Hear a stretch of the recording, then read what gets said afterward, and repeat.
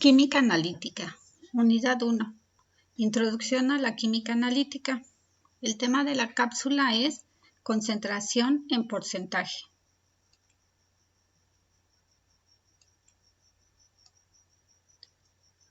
Existen varias expresiones para calcular la concentración en porcentaje. El porciento peso-peso, que es igual a la masa del componente o soluto entre la masa de la mezcla o disolución por 100. El porcentaje volumen-volumen, que es el volumen del soluto entre el volumen de la disolución por 100. Y el porcentaje peso-volumen, que es la masa del soluto en gramos entre el volumen de la disolución en mililitros por 100. Si se dan cuenta, lo único que varía son las unidades, porque siempre es la cantidad de soluto entre la cantidad de mezcla o disolución, solo que puede ser en masa o en volumen. En este caso, si vamos a calcular el porcentaje peso-peso, las dos masas deben de estar en las mismas unidades, o sea, las dos en gramos o las dos en kilogramos. Si vamos a calcular el porciento volumen-volumen, pues igualmente los dos volúmenes deben de estar en las mismas unidades, o los 2 mililitros o los 2 litros. Y si vamos a calcular el porciento peso-volumen, como indica aquí, la masa del soluto en gramos y el volumen en mililitros, o también podría ser la masa en kilogramos y el volumen en litros. Vamos a ver unos ejercicios. ¿Cuál es el porcentaje de hidróxido de sodio de una disolución de 16 gramos de hidróxido de sodio en 0.5 litros de disolución? Aquí tenemos una masa que es en gramos y un volumen que es en litros. Entonces tenemos que convertir el volumen a mililitros para poder sustituir, ¿sí? Tenemos 5 mililitros, 0.5 litros, ¿sí? Un litro tiene 1000 mililitros. Litros que multiplican, litros que dividen, se anulan y entonces mis unidades van a quedar en mililitros. 0.5 por 1000, 500 mililitros.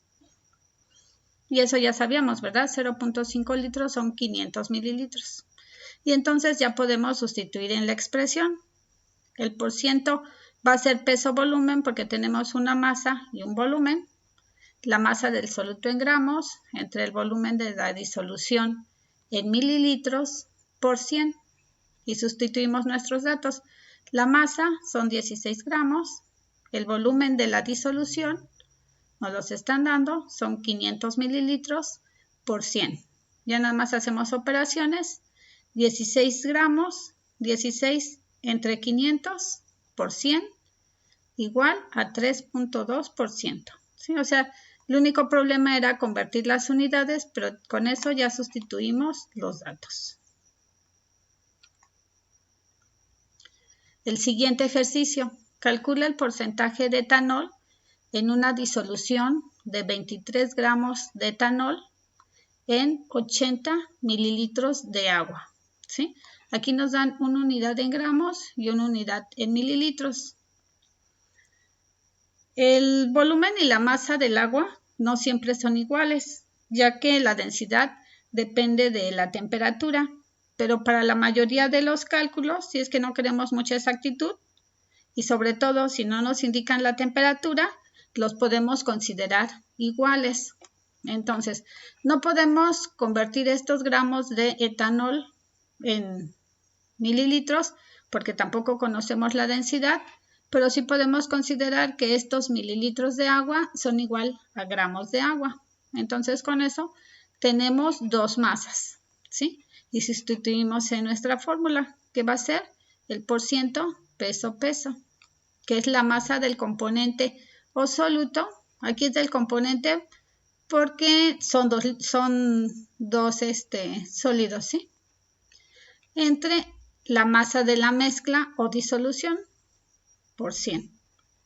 La masa del componente, o sea, la que nos están pidiendo, es calcular el porcentaje de etanol, es el etanol. Entonces, la masa son 23 gramos, que es el dato que nos dan, entre la de la mezcla o disolución, es el total de los dos componentes, ¿verdad?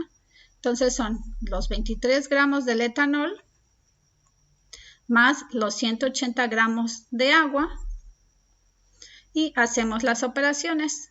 23 más 180, 203, entonces 23 entre 203 por 100 nos queda que son 11.33%.